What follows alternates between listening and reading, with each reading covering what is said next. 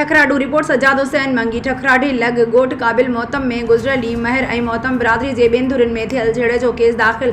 Mubarakpur police 3 मोबाइलूं साण करे सरदार खान मोहतम जे घर ते चढ़ाई करी संदसि भाइटी ऐं सरदार खान मोहतम खे गिरफ़्तार करे खणी वई, जंहिंजे वारसनि एहतजाजी मुज़ाहिरो करे रोड ब्लॉक करे सख़्त नारेबाज़ी कंदे चयो त असां मथां दाख़िल कयल कूड़ो केस ख़त्म करे गिरफ़्तार थियल माण्हुनि खे फौरी तौर आज़ाद कयो वञे।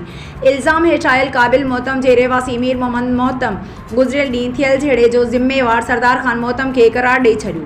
हिन चयो त असांजे खाते वारे अबनि ॾाॾनि खां ज़मीन आहे जंहिंखे शरीफ़ मोहतम ऐं सरदार खान मोहतम मिली भगत करे महर बिरादरी जे माण्हुनि खे विकिरो करे छॾी आहे ऐं गुज़रियल ॾींहुं असां मथां हमिलो कराईंदड़ सरदार खान मोहतम आहे, जंहिं ख़िलाफ़ असां कानूनी कार्रवाई कराए केस दाख़िल करायो आहे। असांजो हिकु ॼणो पीर सन पीर बख़्श मोहतम फायरिंग में सख़्त ज़ख़्मी थी पियो, जंहिंजी गणती जोगी हालत आहे। अगरि उनखे कुझु बि थियो त उन जा ज़िम्मेवार सरदार खान मोहतम हूंदो ऐं असांखे इंसाफ़ फराहम कयो वञे।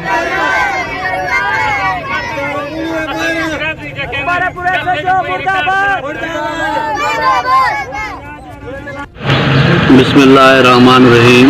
अदा मां मीर मोहम्मद मातम ॻोठ काबिल मातम जो चङो वॾेरो, जीअं त असांजो तबादलो ख़ुदा बख़्श नूरमंद ऐं यूसुफ वारनि सां पुराणे वक़्त जो थियल आहे, वॾनि जे वक़्त जो, जंहिंखे तक़रीबन 50-60 साल थी वियो आहे। उन्हनि खे घरनि में ज़मीन जी पंहिंजी सहूलियत, असांखे घरनि में पंहिंजी सहूलियत हुई, असां बि ज़मीन पाण कयूं खाऊं पिया, उहे बि खाइनि पिया।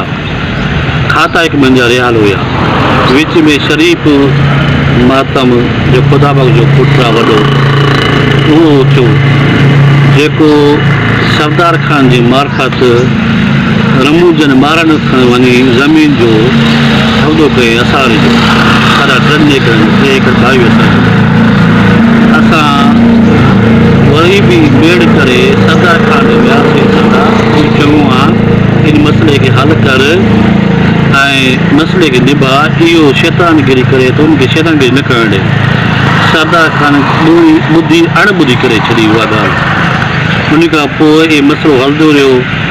3 ॾींहं बि मालिकनि अची पाण हरका आहिनि ज़मीन ते, असांजो हुन सां वास्तो न वॼा। सरदार खान कल असां ते उहो रुमा वठी करे पंप जे फायरिंग करे, जंहिंमें हिकु माण्हू ज़ख़्मी आहे जेको सिविल अस्पताल सखर में दाख़िल आहे, जंहिंजी हालत तमामु नाज़ुक आहे। हाणे असां सां त सरदार खान सॼो कमु जेको आहे विड़ियो आहे, फ़रियाद कई अथसि या फायरिंग करे त जेको माण्हू ज़ख़्मी आहे उहो सरदार खान कराई आहे, जंहिंजे करे असां कानून जो सहारो वठी